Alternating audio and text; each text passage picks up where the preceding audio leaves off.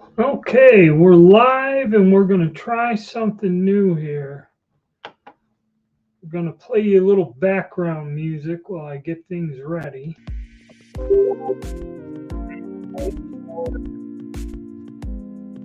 My guests, if they show up, because I really didn't tell the fellas that I was going live today.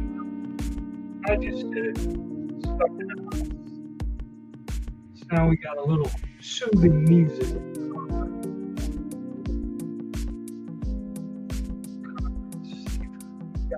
Got a few people.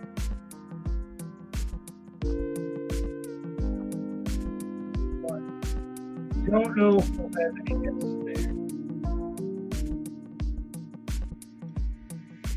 We'll see.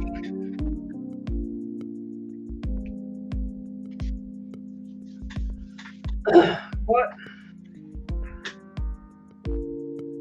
been a while. Been doing a lot of different things. Got a lot of people approaching me with a lot of questions, basically along the lines of reloading. A lot of issues with reloading the Carcano. So I guess I'm gonna have to put some work and research back into redoing everything. There's a lot of things that are not available anymore. Being power priors, and that's something you stop making. Hornady, I believe, stopped producing the Carcano bullets. Now they dropped the 6.5 way back when. There he is. All right, Rod, did you get the invite? I invited you. I just sent him out. So I sent one to you, the geek, in 39205 or whatever the hell. Oh, you're not at home. All right, then. Well, so that's one guest that's out.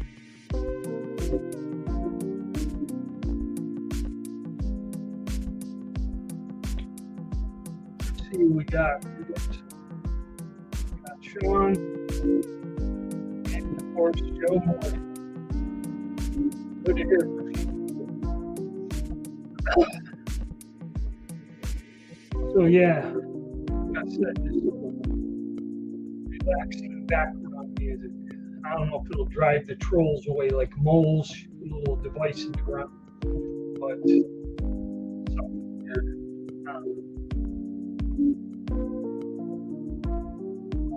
We'll see. We might have to eliminate that. But yeah, like I was saying, there's a ton of stuff going on. A lot of people are coming up to me, asking a lot of questions about the Carcano stuff. And it's just really a mess. Word's out that primers probably will be available a little bit more than has been out there. But then again, prices are going to be high. I like to buy my powder, especially if I use it a lot, in 8-pound kegs. And I did a video this afternoon, I'll get it up, but roughly it was like $170, $180 for an 8-pound canister powder. And now if they do pop up, and they're not on sites where people are, what do they call it, gouging you, or scalpers. They use scalper websites.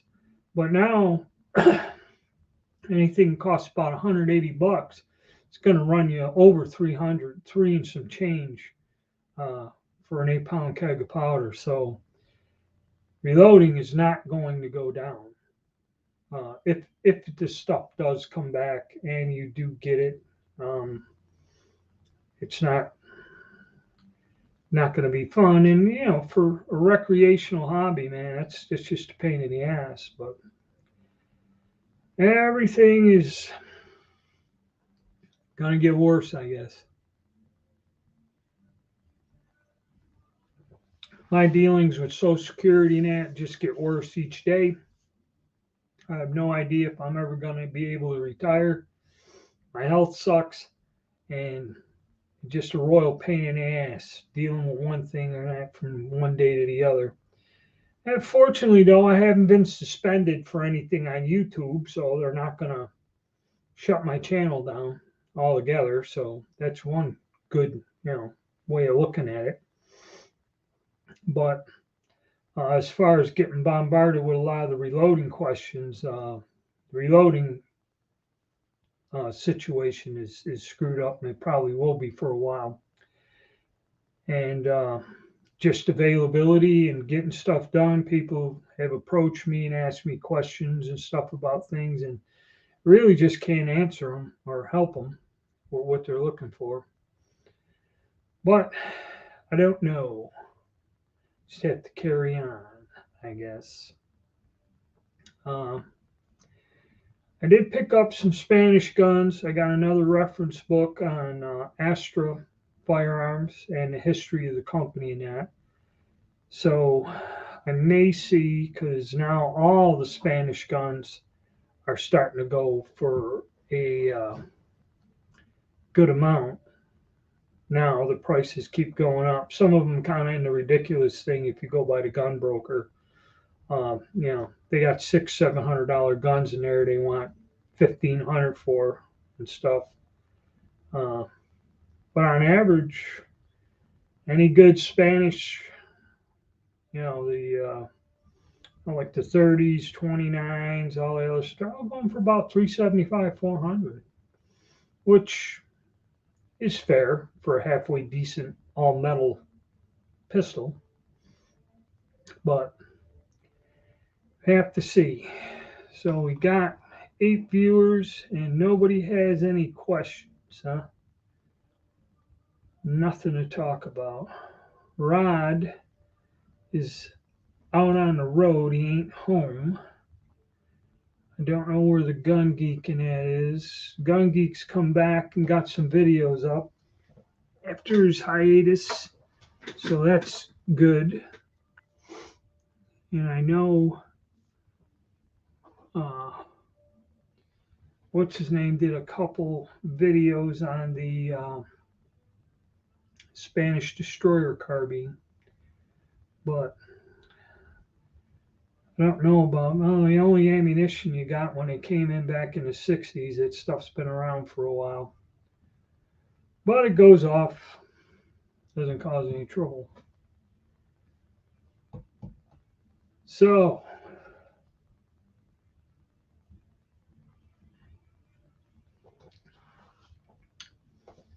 got 9 viewing now. No questions, huh? Oh, here we go. What do we got? I can chat here for now. All right, good enough. Joe.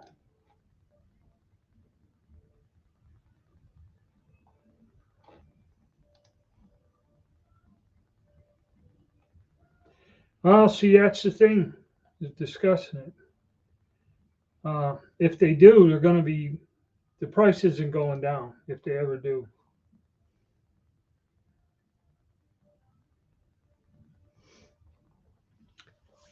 Well, I didn't keep up on the Washington gun ban. I know that some states are initiating a lot of bans, real restrictive bans. Okay, in my state, I'm lucky. Here in North Carolina, we don't do any of that crap. Actually, they're trying to overturn some of the laws. But yeah, it ain't good. Like Illinois and they're all fighting them. It goes back and forth. It's like every day you go there and all those legal channels on YouTube are putting up another update and this and that, and everything else. And I heard when I went to my one FFL dealer, I was looking, he had a AR pistol with a brace on it. And I said, now, is this a short barrel rifle? Okay, I don't know if it was on his books. It may have been his own personal firearm. And he was going to go and do some sort of lecture or something about pistol braces, and he had like all several different styles, like the cheek brace, the collapsible one, and just a plain tube with a sling thing on there. Um, so he was getting into some sort of debate over this. So I have no ideas. I haven't heard of anyone getting hassled over any of these new changes or arrested yet. So I really don't know how it works. And even in Illinois, when they told them that they banned all the supposed assault rifles and that, they had the one sheriff say, I'm not going to send my people. He goes, if people wish to turn them in or register them or do whatever the law stated, that's fine. I'm not telling people not to do it. But he said, I'm not going to go through my area and search people's houses, go door to door and search people's houses, confiscate the guns. He goes, I'm not going to do that. So how that ended up, and then the governor said, well, then I'll just have him replaced and put him in there, put somebody else in there that will. So I have no idea. Yes, Spanish destroyers. It is a cool gun. The only thing's finding one in good shape. Some of them come in kind of beat up. You got to be careful because I've seen several of them come up with parts and pieces missing, and they've gotten quite expensive. I passed on one for 3.5 years ago, which I thought was a tad bit too much. I didn't want to overpay. Now I don't think you can find them for less than 500 or 600 now. Ones that go. Yes, Colorado, bad laws. Now we have a question with the Ukraine and all the imports banned.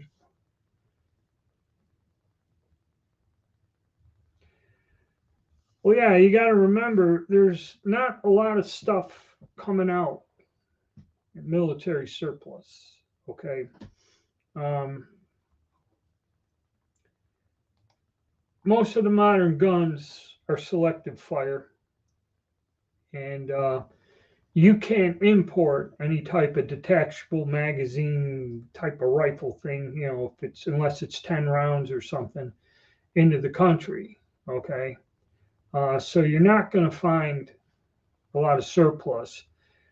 Where these Italian Carcano guns came from, all these carbines, I guess they came from Italy. They've been in storage, but I mean, that was surprising. I didn't believe they would have any. I didn't believe the Italians would have that many of them somewhere in storage because it had to be a few 100,000 that they brought in because they're still selling them. They're starting to sell the ones with parts and pieces missing in that for under $200. And I haven't seen anything like that in years. Generally, any shipment of old rifles that are 60 plus years older, they don't bring a lot of them into the country. Okay.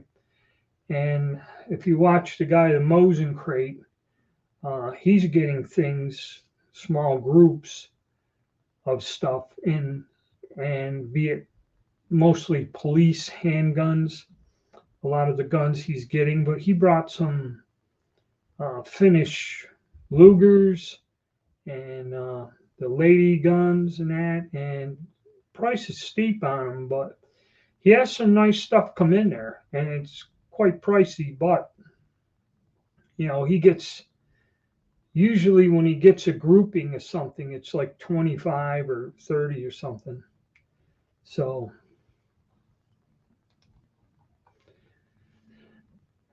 for private industry,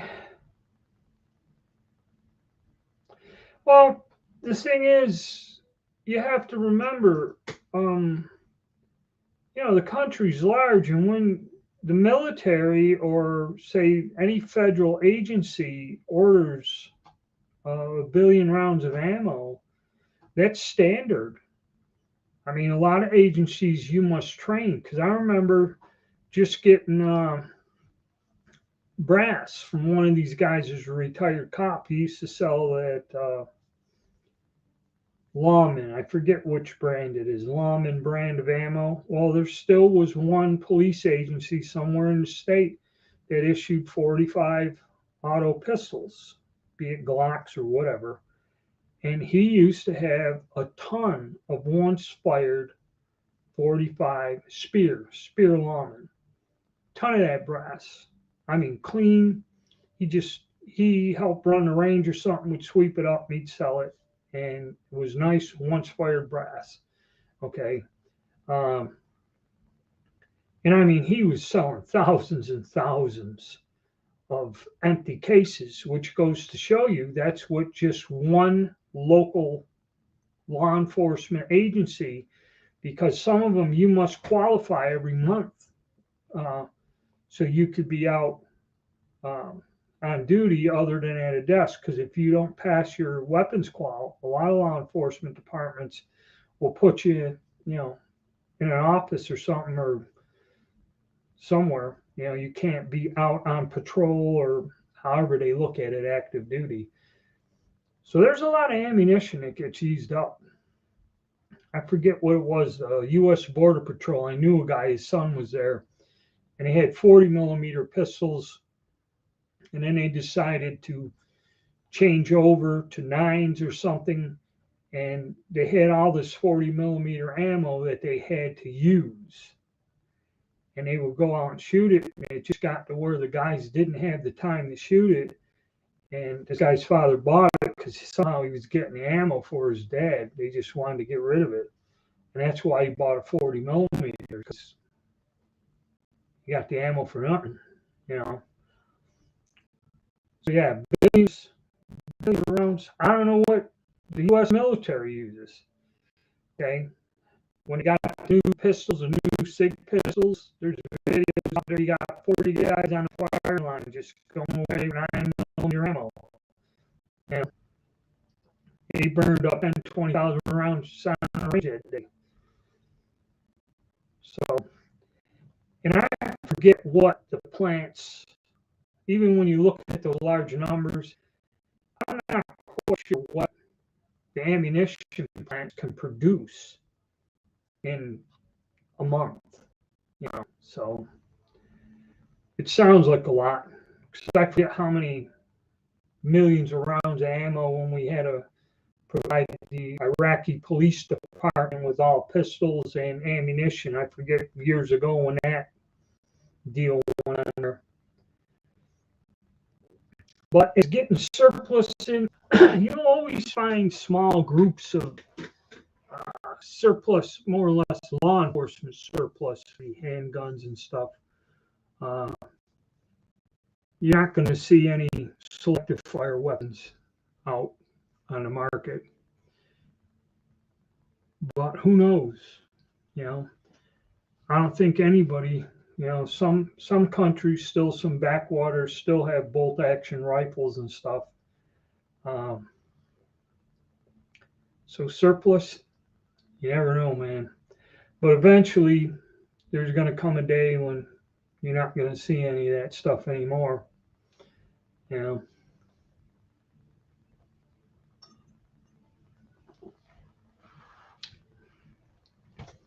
But yeah, it's weird. It's kind of strange comments. I'll get a burst of them. Well, we got a few people here. Looks like my guests are all tied up. Should have sent them an advance notice. But wasn't really sure if I was going to go live today or not. Stuck in the house. The weather sucks. Had like freezing rain down here. But you never know. It's going to be more buying older used guns that are around. Like they say, the secondary market, which is hit or miss. Find a lot of strange stuff show up every now and again in an auction somewhere. The new M7 rifle. What exactly is an M7 rifle? Let's look that up.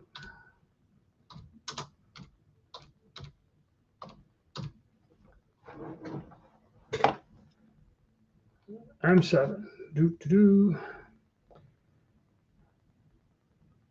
Army Next Generation Squad Rifle Replacement. Well, to answer your question, Billy, I don't even know what the hell that is. See, stuff like that I really don't keep up on anymore because other than getting a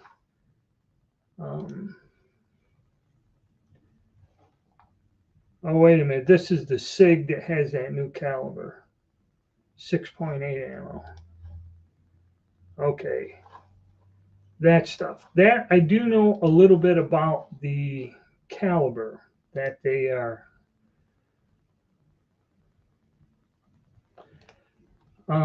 That uses that weird stainless steel base on that cartridge. I don't know about that. That's pretty intense. And again, they're making something so complicated that you're never going to see that out on a civilian market or anything like that, unless the company puts a lot of money in to make some sort of a civilian style rifle in that caliber. And I don't believe that that ammunition is inexpensive.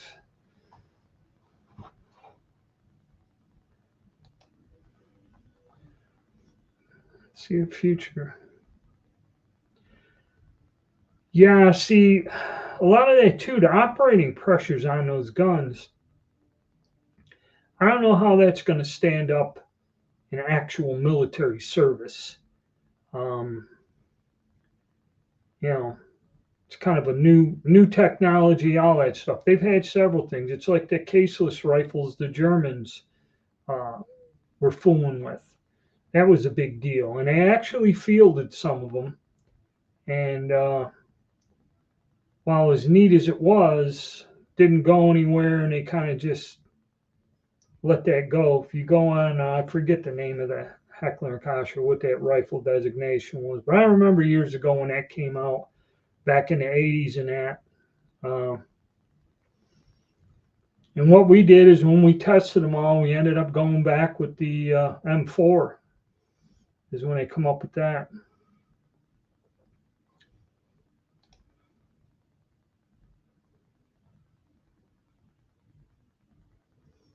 Yeah, I've seen that. When you sent those messages to me about the muzzle loaders and that, some of them guns, some of that stuff you picked up has some really nice wood on them rifles.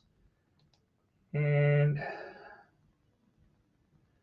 you get out and do some shooting. Yeah, that's what here the weather kind of sucks. But I did see that. I've been tied up.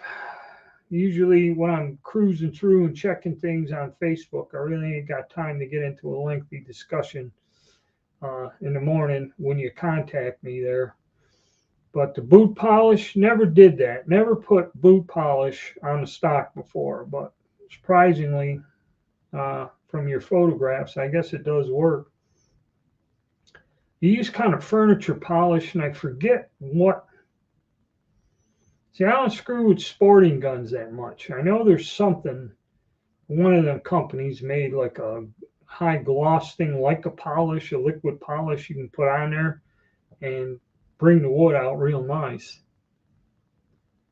You know, like I said, I don't really fool with a lot of sporting guns or stuff like that. And most of the old military surplus ones, if they're all black and oily, I might wipe them down a little, but I leave them alone. I don't grind off the finish.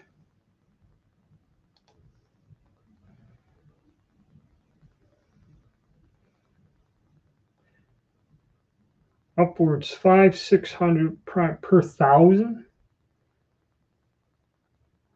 That's that's bad because I mean they had some of them foreign primers were anywhere from 65 to, well, depending on what you got to pay for the hazmat fee and that, they're 65 to 100 for them foreign primers I was testing.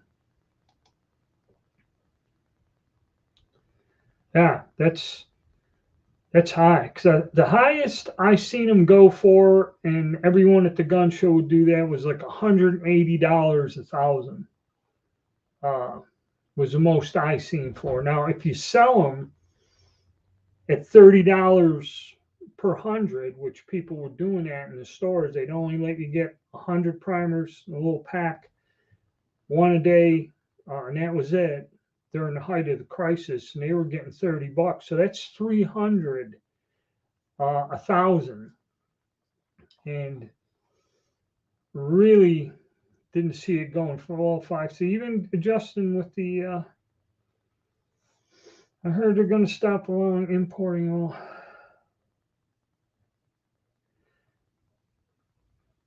Yeah, they might do that. I know what they do is like at one model they were getting out of Hungary or whatever.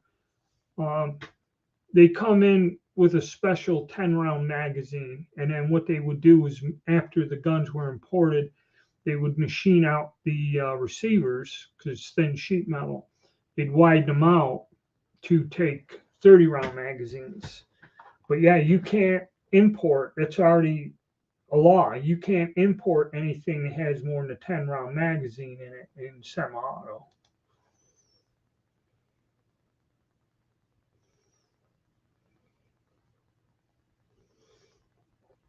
Yes, we are. Matter of fact, I had to do my taxes. We're getting screwed on it all, my friend. That is very true.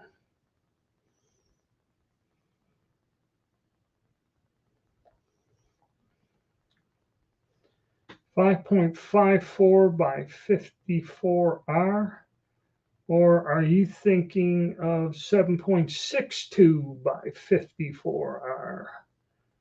I think that's what you're thinking about. Well, I don't know. Right now, during the war, they're using that for machine guns. Okay, so you're not going to see an excess surplus of that. And with the war and what's going on, I doubt you will see any of that 30 caliber ammo coming because right now they're using up any supplies they have. All right, so that you're not going to see. Not much, just talking about reloading and other things, but glad you can make it.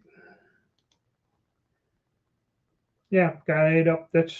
It's probably true. Right now they're using, you still got to remember they're like machine guns and in the tanks, all that stuff, they're using that now. So you're not going to see the surplus.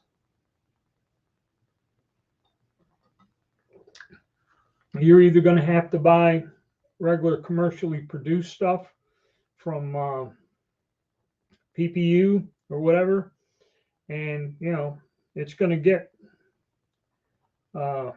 expensive. It ain't going to be this.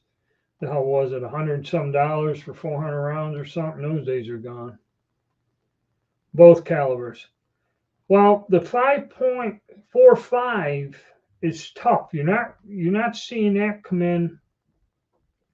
You can buy commercially loaded stuff, steel case rounds. I bought some at came in. Where was it? Academy Sports had a bunch of it come in. All right, Victor, good to see you here.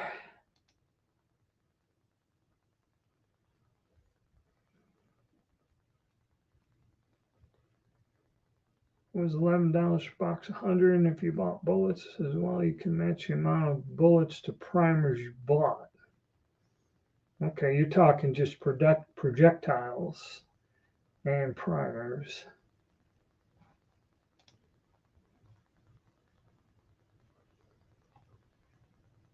Yeah, that's true.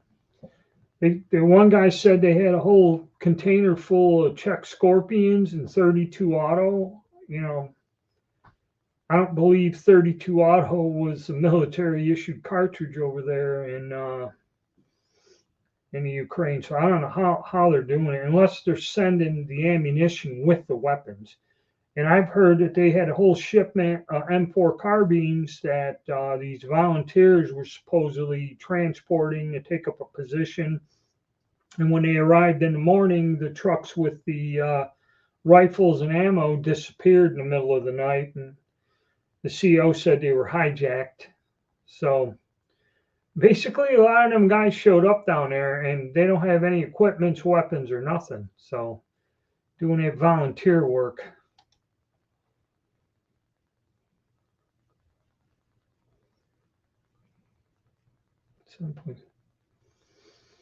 Shoot. No, I don't think there will be. Okay, because you have to remember a lot of them stockpiles were back when the communists were running, and the state just would make it and pile it up, and that's what they're selling. They didn't have cash after the fall of communism, and that's why we got all that stuff pretty much inexpensive and large quantities.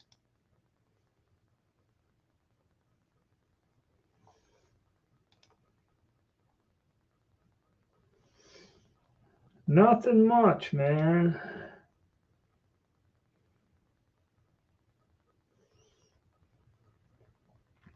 Yeah, that was the programs in Europe. They had that treaty where they had to destroy all the weapons because I know the Russians got caught up in it and all the Mosins and everything. Didn't matter. They had to destroy it. They used to have stockpiles all through those countries and all through Russia, just artillery shells, missiles, and stuff that were just sitting there deteriorating and unwatched. And they would explode, catch fire, and create havoc all through these rural regions. Um, and that, so it was crazy.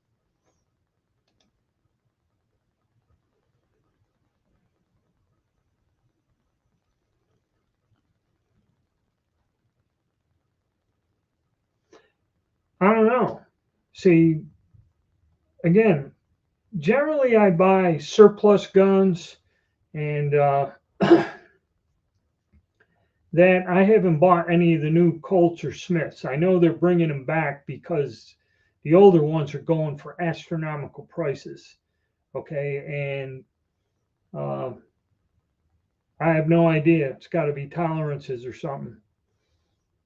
And shimming, it's probably the only thing you're going to be able to do.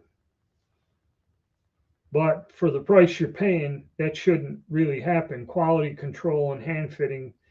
See, that's the reason why those guns are so expensive.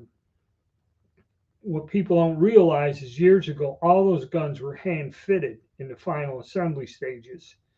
Okay, and that's what made them expensive. If you just try to cut shit with a CNC and hope that it's all right and don't inspect it or whatever, you're going to run into that. Because all you need is to be off a thousandths or so when you cut that dovetail, and it'll be loose. 8.6 blackouts. There's a lot of strange cartridges. If you look at cartridges of the world, when it comes to blackouts, there's all kinds of stuff these guys done. Get a copy of Cartridges of the World, and you can look it up, and they give you some sort of info on them. But there's, as far as the blackouts are, there's all kinds of stuff, that you never heard of. If you go through Cartridges of the World, you'd be amazed at all the things you can find in that book that you never thought ever existed.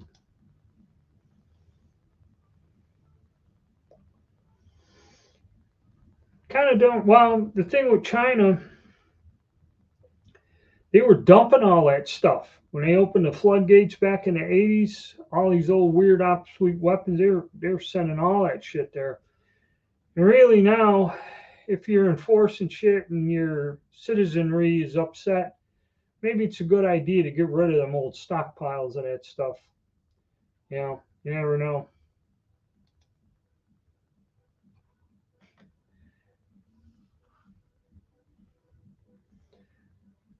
Yeah, well, I watched on the news. I watched the Russian news. Those Javelin missiles, I think they're 80 grand a piece. Okay. They showed the Russian soldiers load them onto the truck over there in the Ukraine. There was this whole stack of them things.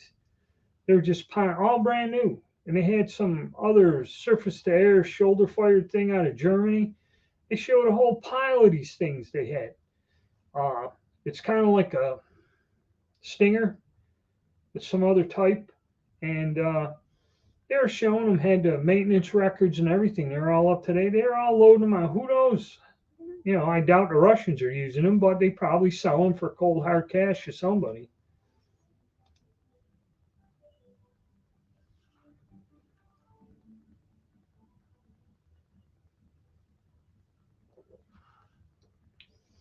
Well, I don't know if they're making them or making, unless they bought it. Okay, the only way they got it that's kind of current production is when they took the rifles back from these countries, because I forget what 30 carbine I bought some. I think it was Greek or maybe Korean or something. Somebody who was still using these guns had some pretty fresh uh, current ammunition. So yeah, that's where it's coming from. It's not. I don't think they've made it in the U.S. or any U.S. stocks are way too old. There is no winning the war. Okay, this is all getting dragged out, and you know, okay, I remember back in the 80s going up against them guys. You can say whatever you want about them, but the Russians or the Chinese, if you screw with them, they just send more people than you can possibly kill and they overrun you. Okay, so what they're doing in that country is I don't know. It makes no sense. If they wanted to roll over that country, they could have done it in a month. Okay, so what's going on in there is not what it appears to be. Put it to you that way. And before we get shut down, don't really want to get into talking about that. But there's another thing: is most of the people that live there are Russian. So that it's a very strange situation there.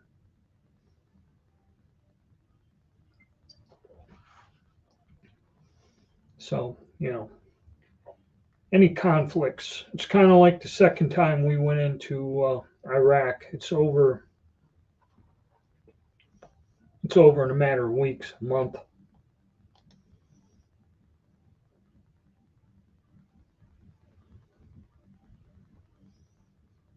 I did actually. I had about 50 parts kits come through my hands, and yeah, I used to be able to build them. I had everything. I used to be able to build them left and right. I built a bunch of them. Oh, I built a bunch. Used to get the receiver flats stamped out, made out of the right material, and I bought a jig and just go on a hydraulic press, fold them over, and you had to machine the upper lip out to get it to fit. I used to go throw it on a mill and just by hand cut it out to certain dimensions, and you know they're easy to do. But of course, you had a live barrel and everything. Okay, the only thing you needed was a lower receiver, and that was it.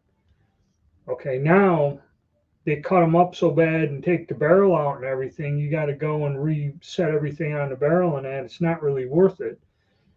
And it is quite expensive. Any of the parts kits coming now, it's a difficult task, and it is expensive.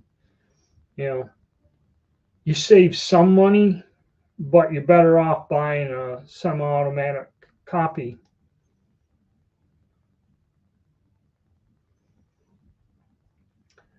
I don't know. AK-47s go for like $1,000 or more, depending on who you buy them. Maybe you can get some that are like parts kits and assembled with a new barrel for 700, 800. But I mean, it used to be a $300 gun. Okay, $300, $400. Of course, that's going back over 15 years ago.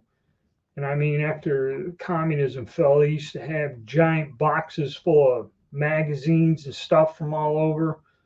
You know,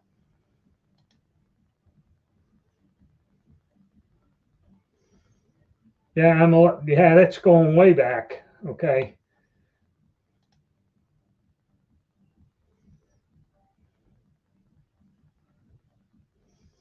yeah, but that's not true anymore. That ammunition is difficult to find, and if you get it, it'll be you know a lot. I'm not quite sure. Some.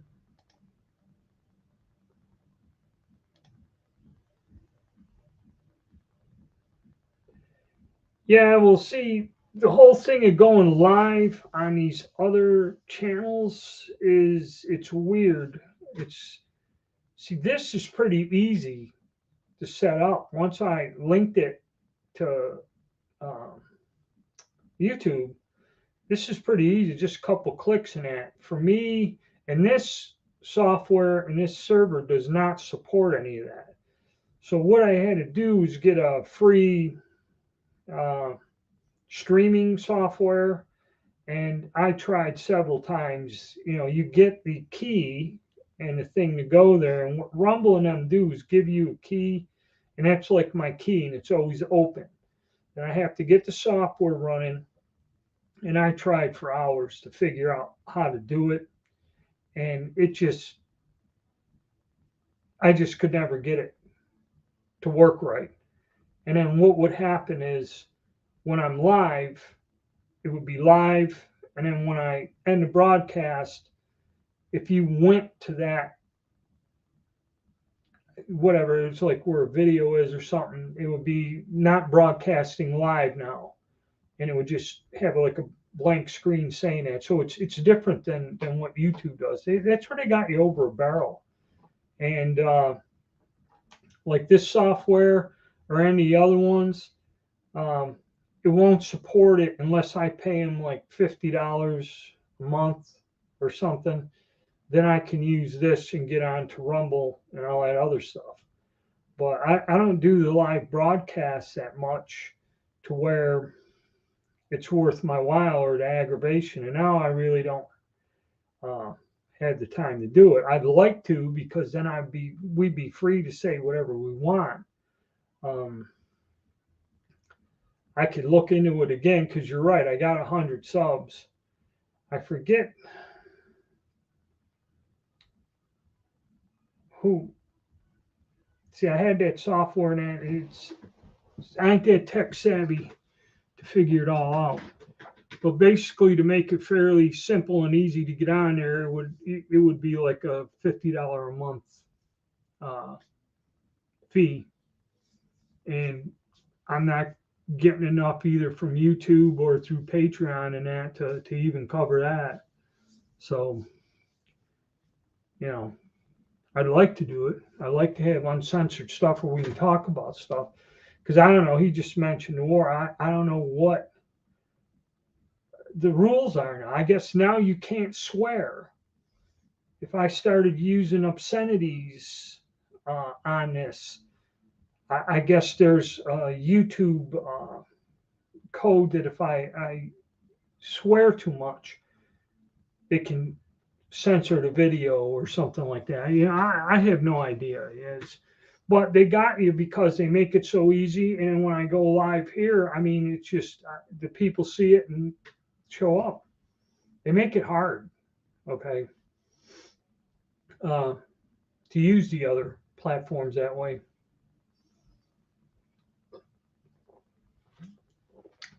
But I don't know. I got so many strange things going on in my personal life. It's hard to keep up with all of this. Aim surplus and okay, Cougar AKs. Those are Romanian, I believe. And those are the ones I believe they make with the 10-round magazine. They got to be modified once they come back. Um,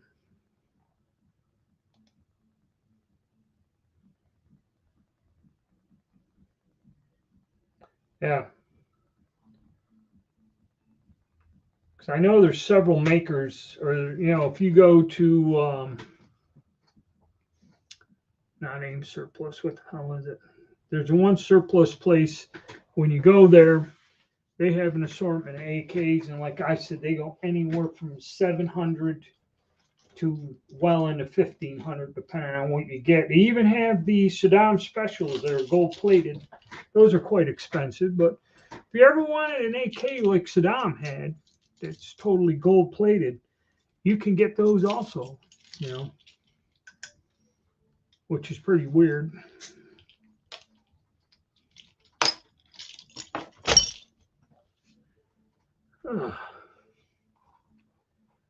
So yeah, but the other channels is still tough. Don't get the views.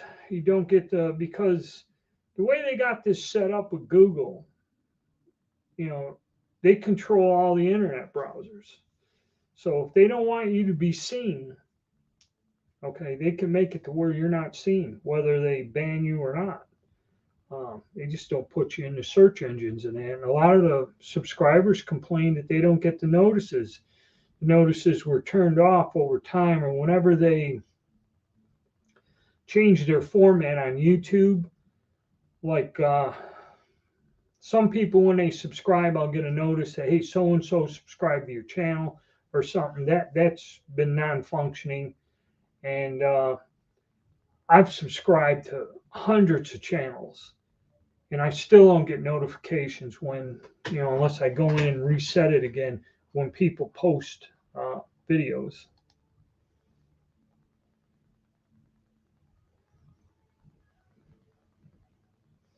Yeah, see, that's why I don't fool them. You're better off just buying an assembled gun. If you ever check out PA Gun Guy, fellow's got deep pockets. He bought some uh, refurbed M1 Garands from Royal Tiger, and he bought a couple AKs and other stuff from, I think, PSA or somebody was making them. Now, he's bought some pretty expensive guns, and he does reviews on them where he goes out and shoots them.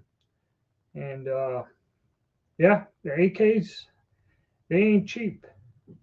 But what did he say? He had some for about yeah, the Romanian one's $4.99 range. That's what he said here. So I don't know.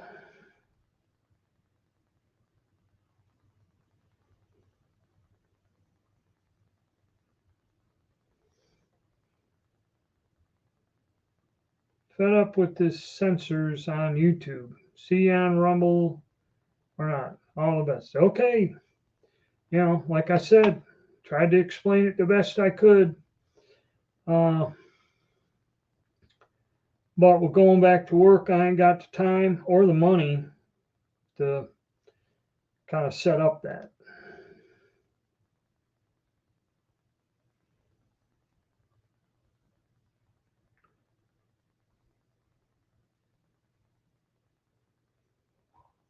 Yeah, that's one of the ones that PA Gun Guy got, and I think there was some issues with it, and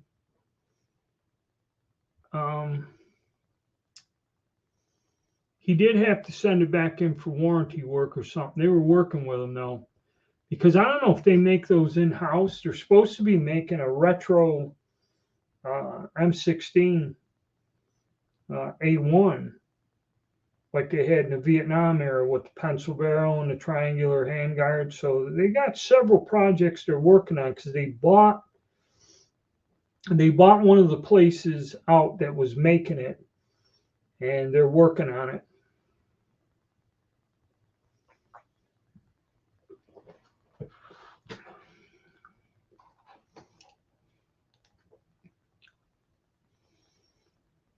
Scotch Liquid Gold.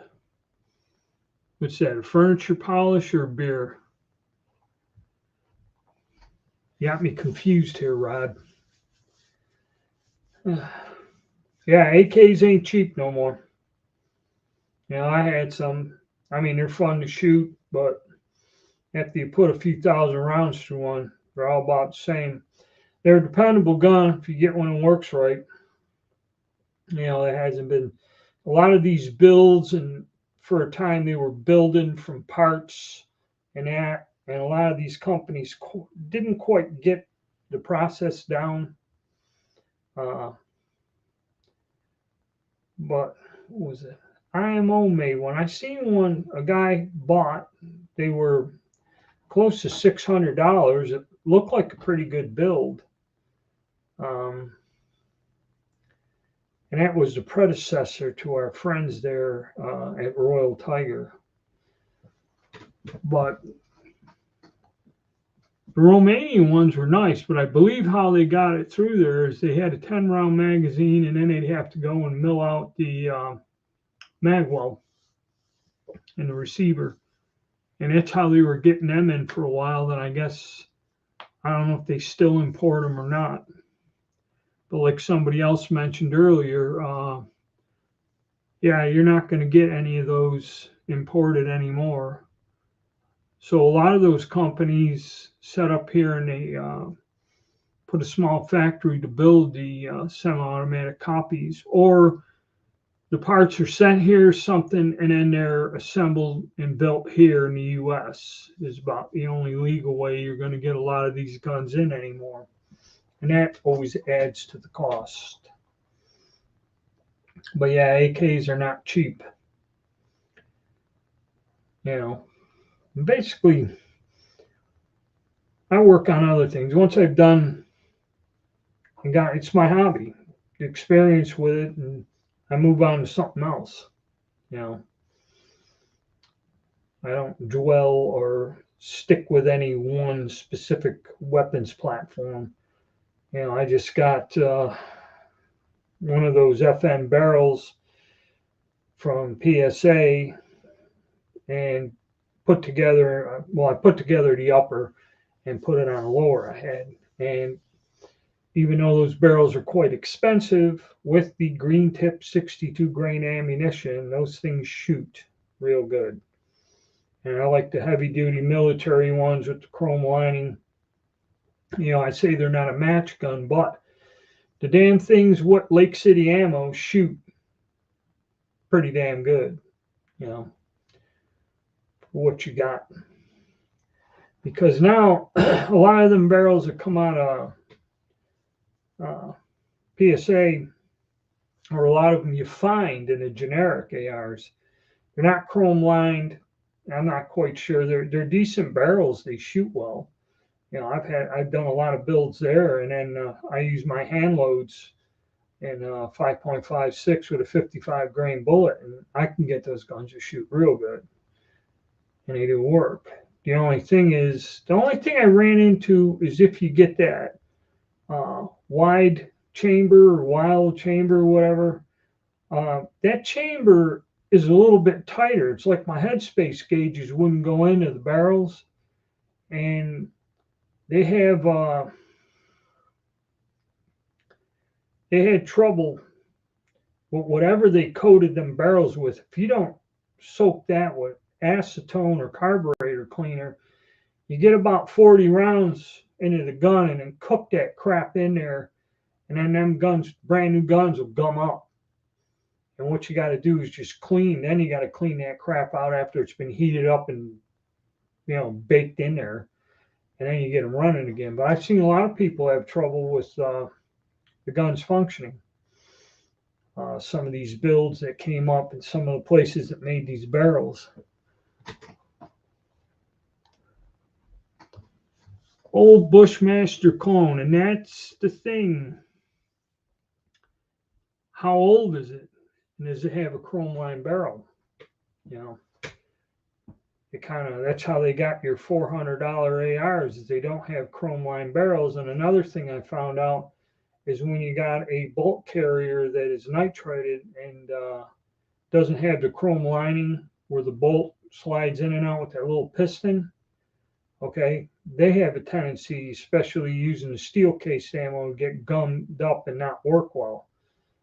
And it's hard to find them where they chrome line the inside of the bolt carrier anymore. Or if you do find them, they're more expensive.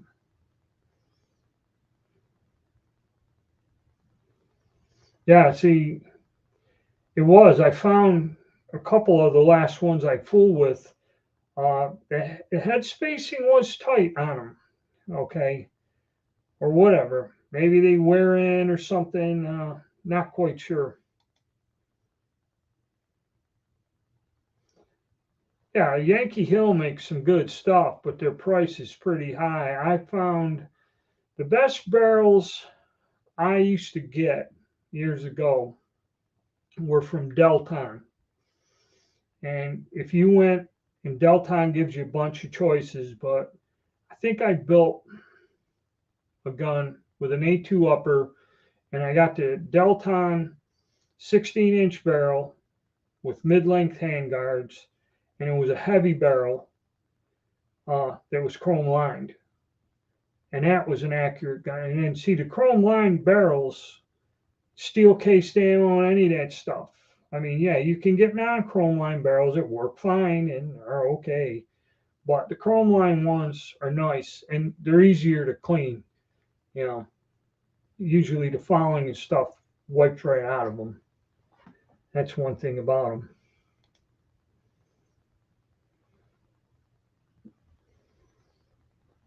Yeah, see DPMS, 1 and 9, and yeah, I found 1 and 9s work good. If you get a 1 and 7, you're gonna have to stick with the 62 grain ammo for accuracy. But then again, I bought some steel cased ammo with 62 grain bullets. It wasn't accurate at all. It wasn't worth a shit.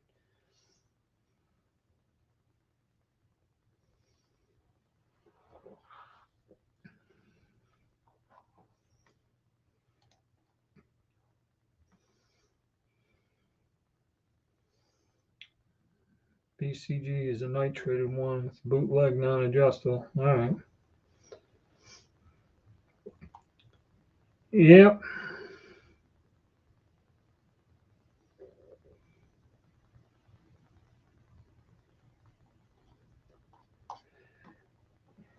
Yeah. So, yep. I guess ARs are coming down in price.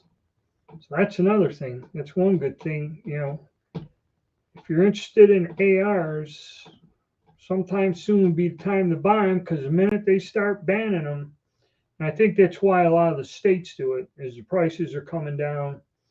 And if you live in a place where you can still get away with it, you know, now is going to be the time to pick one up. Because I've seen PSA has specials on lower receivers, you know, down in the $50 or something, $60 price range, you know, back to somewhat normal. I don't know if I like Anderson receivers. I've used a lot of those, and those are always reasonably priced. Um, and they work good. Their tolerances are good. So,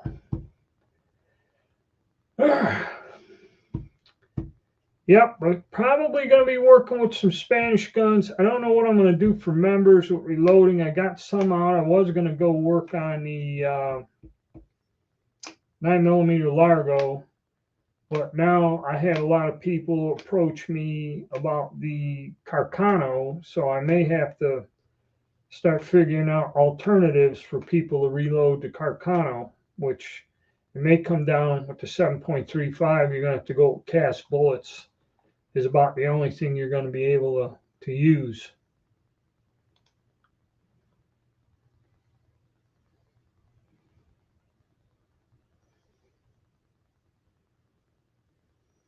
The 94 band, well, yeah, pre-ban and that stuff. There was a lot of companies like H&K. You really can't get their rifles anymore. And the French, that French bullpup, there were some of them coming in there, and I had my sights set on one, but they were like close to $1,000 back then. And there were several things that you just don't see anymore. And then again, any of the stuff that you see now, like the Tabors or whatever the Israelis got, any of them bullpups, that stuff's all astronomical. I mean, a lot of cool stuff, but unfortunately, I don't have about spare 100 grand to pick up all the stuff on my wish list. Yeah, it gets intense.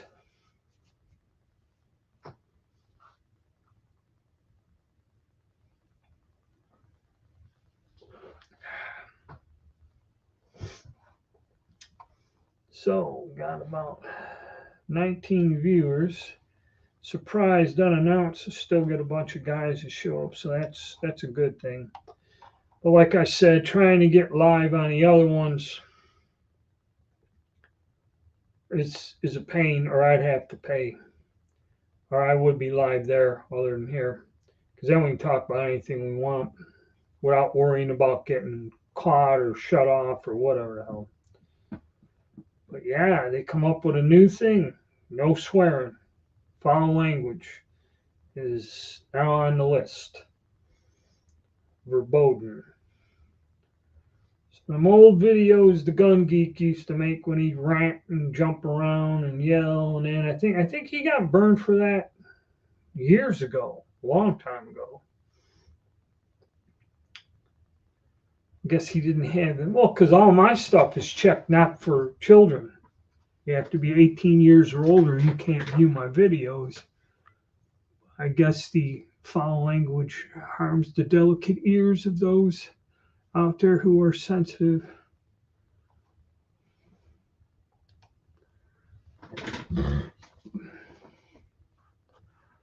Yeah, I don't know. I just seen it on an update, Joe. I have no idea.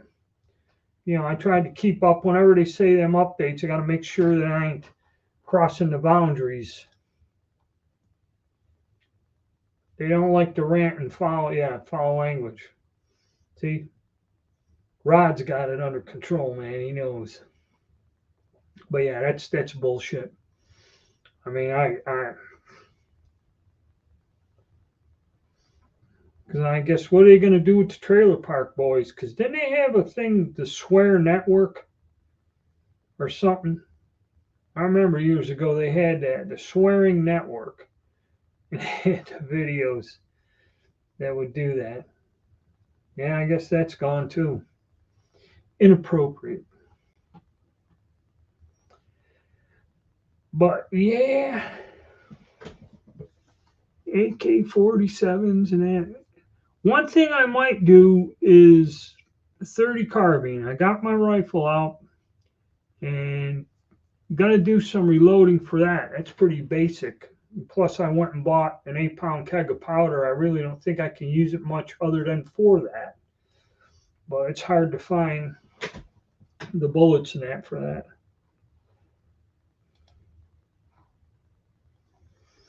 Yeah, that's a good series. So that might be on the project list there.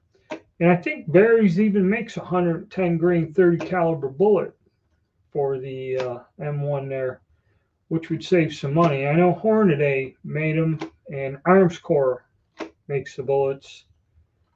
But Armscor, if I had a choice between Armscor and Hornady, I always go Hornady, even if it'll cost you a couple cents more bullet. The Hornady bullets are pretty damn good. They're tough to beat. But that might be in the works. I took that gun out, haven't shot that thing in so many years, the other day there, and it's still right on. I can't hold it with my arm, bad as it is, but if I lay that down on the bench, it's... Yeah, the only thing about PPU is generally their bullets run 1,000 smaller in diameter. Because I bought some for 38 and that, and with certain brass, the thinner brass, like Remington brass, when you size it in that, you can't get the neck tension. If you use the old military brass, it's a lot thicker, and usually you have trouble after firing it a few times, where if you put a 357 diameter bullet in there, it'll actually bulge out. But I noticed all PPU bullets run about 1,000 smaller in diameter than normal. Why, I don't know.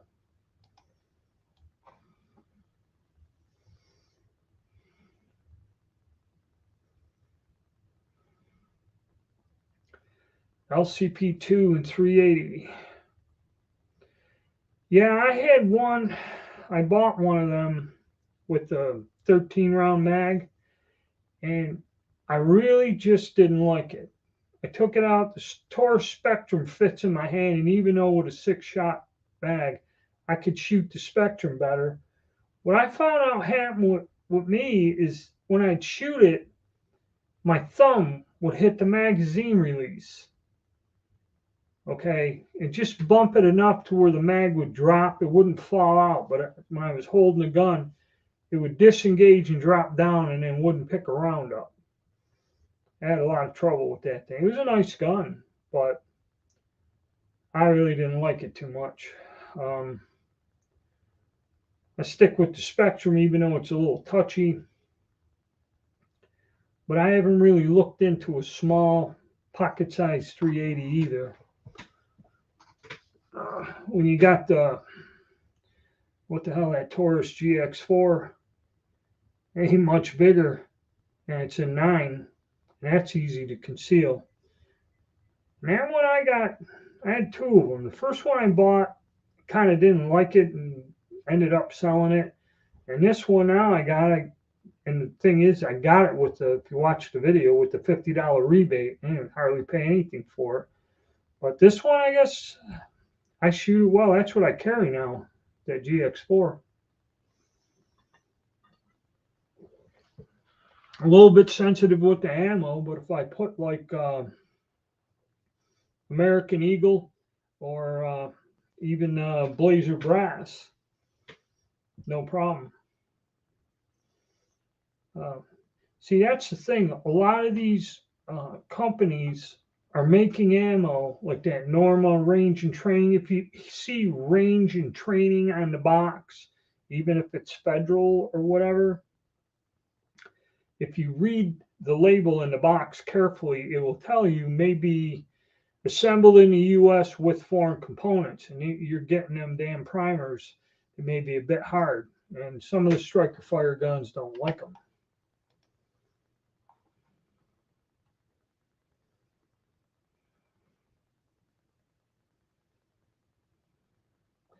But warranty is on point. See, I don't know. Ruger, I thought, really wasn't harmed with that. But quality, I think Ruger has trouble finding skilled machinists. They have one plant here in North Carolina. They're quite busy because the guy used to deliver steel to them first and then deliver steel to where I used to work years ago. And I always had to move their damn bins. They would get the steel for the barrels cut and put in these bins. And whenever he went there, he said, look, I got this other stuff I got to deliver. But he goes, they want them on the back end. And he goes, when they take off the ones full, they put the empty bins on the back of his truck. So I'd have to pull all them damn bins off to go in there and get my steel stock the hell off his truck.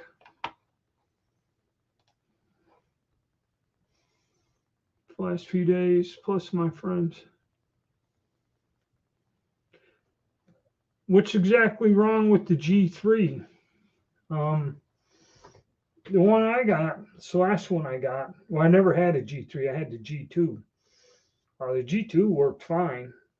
The G3 just had that light, them hard primers. It wouldn't eat them.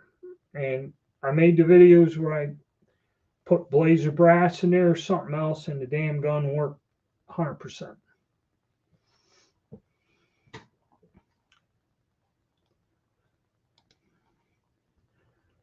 P80s, better than the G3. P80. Got to give me a little more info on it. Gone with the P80, but wasn't. Yeah, the G3 is not a bad gun. Like I said, once I changed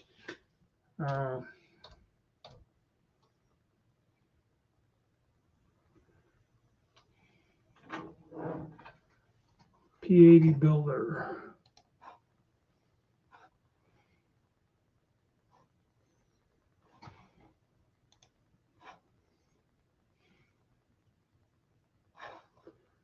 Oh, okay. PAs, polymer 80s. That's what you guys are talking about. I still got that one I built, the hybrid with the long slide and the short grip. They're kind of funny. I found that how that plastic casting is when you put the rails in. If you got to tap them in with a hammer and it like squeezes them, the gun will work fine. But if they kind of drop in there, then you got to wear them in.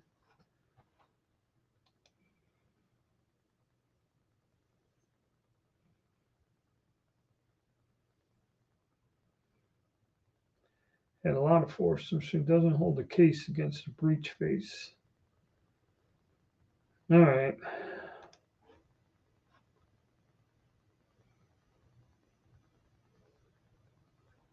Ooh. Don't know if you want to put that up there. That may be on the verboten. They burned me and they made me get rid of all my damn videos on that subject.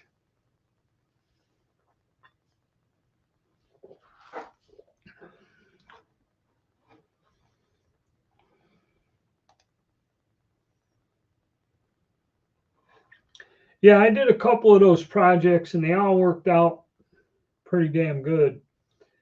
I mean, you have to tweak them, work with them. Some of them you got to fool with to get them to work, but never had a bad one. Never had one that wouldn't work.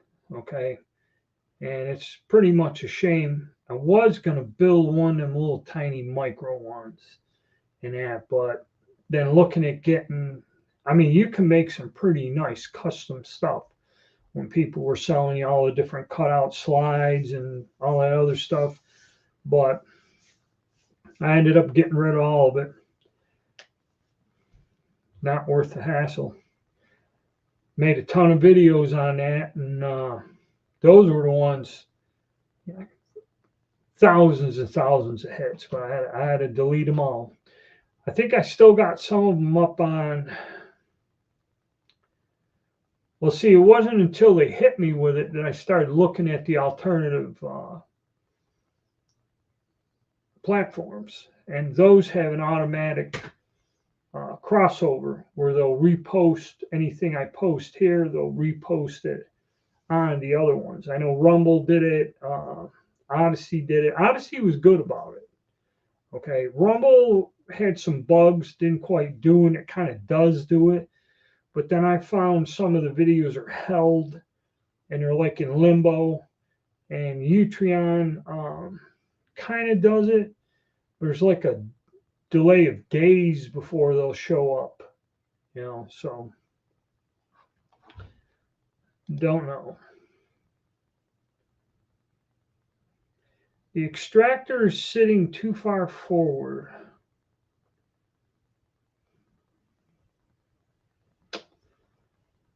Don't know about that. That would seem that either the extractor or the slide wasn't quite machined out to spec or something. Sitting too far forward. Oh, and that's the problem. The extractor has a lot of force from the spring. Doesn't hold the case. Yeah, see, that's the weird thing about the Taurus is you get one that has some kind of stupid, weird little problem like that.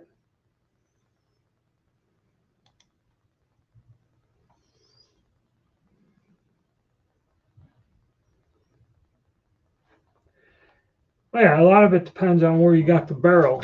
I got some Bear Creek Arsenal ones that I had to polish and work on. I got them dirt cheap, but some you put in, they work, and some you got to touch up the feed ramps and do some other stuff and polishing and all that other fun crap.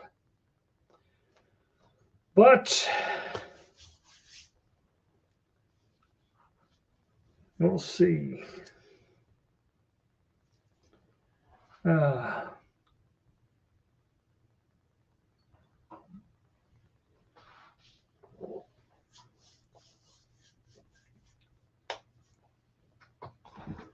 Let's see what else we got going on here.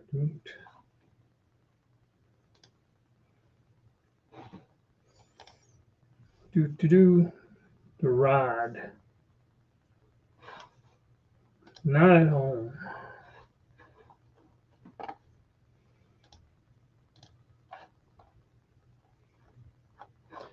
Center for Systems email. Oh, there we are. Well, I guess I'm going to call it quits for now. At least we had some people. We had about 20 or so people show up and got to discuss some interesting topics. But don't know with my schedule when I'll be able to get back on live again. But thank you guys for stopping by. Everyone got to discuss a few things. And I will see you fellows the next time around.